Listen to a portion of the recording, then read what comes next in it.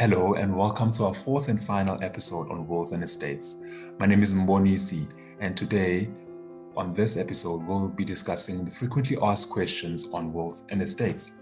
The first question is, Does a person have to have a minimum amount of assets to create a last will? the answer to that is no. There is no prescribed requirements or perhaps minimum assets that you must have in order for you to create a will. As long as you own anything at all that you would like to leave for somebody upon your death, you can absolutely do that.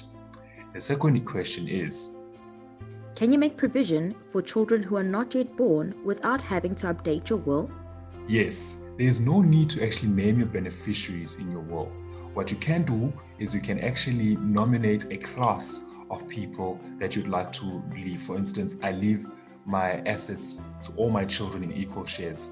If you happen to subsequently have children after you've drafted your will, those children who are born after your will has been drafted will also share in your estate upon your death. The third question is it okay to leave assets to my children without stipulating their names? yes, absolutely leave your assets to your children without stipulating their names. The law doesn't preclude it at all, actually. However, it would be advisable to actually do so if at all you perhaps want to disinherit certain children, or perhaps you want to give specific portions of your estates to specific children, or perhaps the specific inheritances, legacies, or perhaps assets that you would like to give to your children, and you can basically stipulate so that it limits confusion. And the fourth question is, How can I ensure that my original will is found after I die? well, the first thing that you would want to do is obviously give it to your executor. If your executor happens to be your beneficiary as well, that will be tricky. But you must ensure that your will is located. If you have specifically drafted it yourself, if you happen to have drafted it at a specific institution such as a bank or a firm of attorneys, then they will be able to actually give it to your executor upon your death, and there'll be a reading of your will, and they will actually determine, they'll obviously make it known that you have died with a will in place. And then the fourth question is, What if I forget to change my will after my divorce?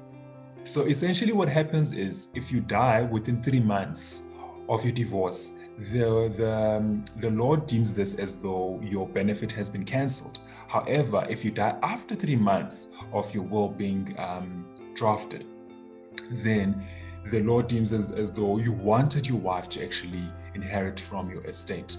The final question is a verbal promise of an inheritance valid? no.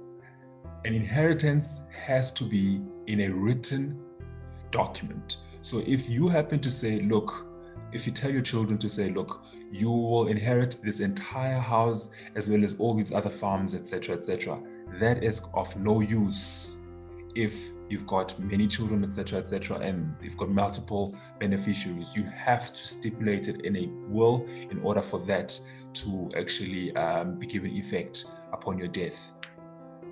And as a bonus question I received is, if you happen to have a provident fund, an insurance, or a retirement annuity, and you die, should you have those things in your will? Well, the quick answer to that is that you do not have to have it in your will, because all of those are exceptions to the rule. All of those benefits will be paid directly to your beneficiaries as they are nominated in those specific documents, such as your provident fund or your insurance policy. So they will not pay out in accordance to your will.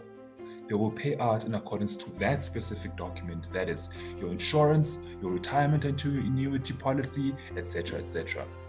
We hope that you enjoyed the series of videos on wills and estates. If you happen to enjoy it, please like, subscribe, and share this content. It may be useful to somebody. See you again next time.